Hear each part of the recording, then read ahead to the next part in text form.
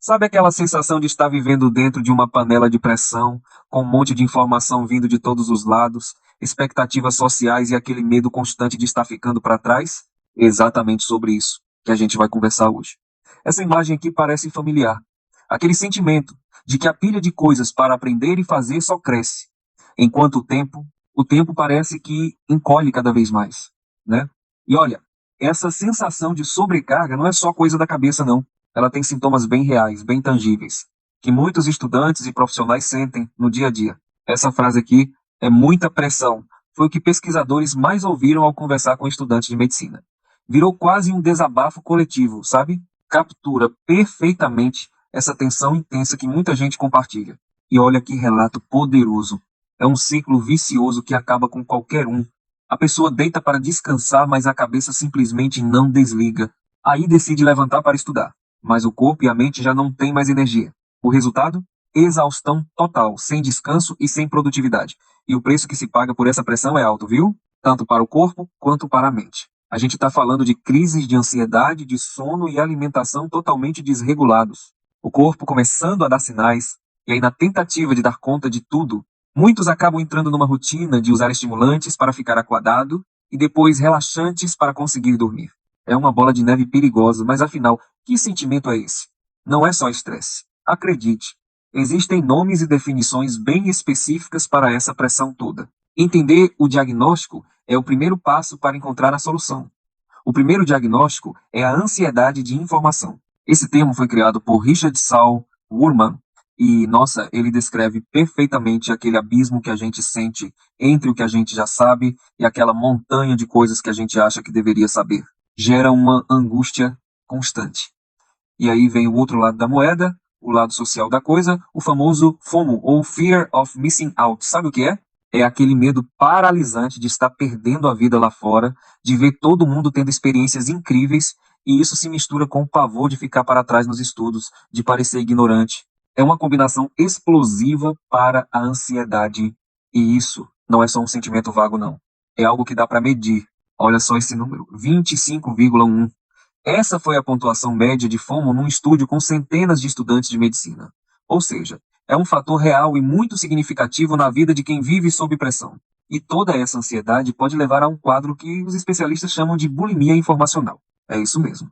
Uma compulsão por consumir mais e mais informação, sem critério, sem tempo para digerir.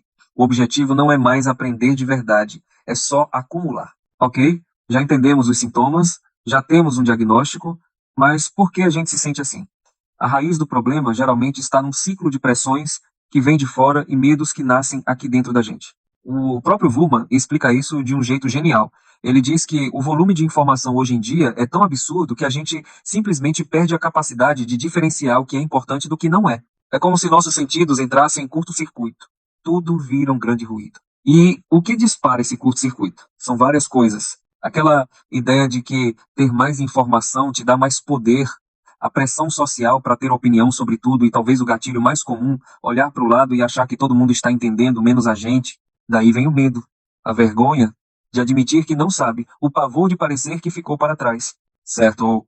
O cenário parece bem complicado, mas a boa notícia é que, se existe um diagnóstico, também existe um tratamento. As fontes que analisamos trazem uma prescrição bem clara para a gente conseguir gerenciar essa ansiedade moderna. O primeiro passo é adotar o princípio de Pareto, ou o princípio 80 até 20. A ideia é muito poderosa. Na maioria das vezes, 80% dos nossos resultados vem de apenas 20% dos nossos esforços. O grande segredo, então, é identificar quais são esses 20% vitais. E como a gente acha esses 20% sendo mais estratégico? Em vez de tentar absorver tudo, que tal focar nos tópicos que mais aparecem nas provas? Ou analisar quais métodos de estudo realmente funcionam para fixar o conteúdo, como fazer questões práticas, é sobre estudar de forma mais inteligente, e não necessariamente por mais tempo. Pensa na nossa mente como se fosse um carro. Uma mente que está sempre acelerando é uma mente desequilibrada, mais propensa a acidentes, até um burnout. O objetivo é tirar o pé do acelerador, encontrar o equilíbrio para chegar onde a gente quer com calma e segurança. E como a gente faz isso na prática? Aqui vão 3 passos bem diretos. Primeiro, respire. Parece bobagem, mas parar por 10 minutos para inspirar e expirar lentamente ajuda a retomar o controle. Segundo, aceite. Aceitar que a gente não controla tudo e que está tudo bem, não dá conta de tudo sempre é libertador. E terceiro, focar no presente. Problemas se resolvem com a ação aqui e agora, não com a mente a 1000 por hora se preocupando com o futuro. E isso nos leva a uma reflexão final muito importante. Se a gente aplicasse a regra 80-T-20, não só para os estudos, mas para o nosso bem-estar, para a nossa felicidade, quais seriam os 20% de atividades no nosso dia que são responsáveis por 80% da nossa paz? Vale a pena pensar nisso.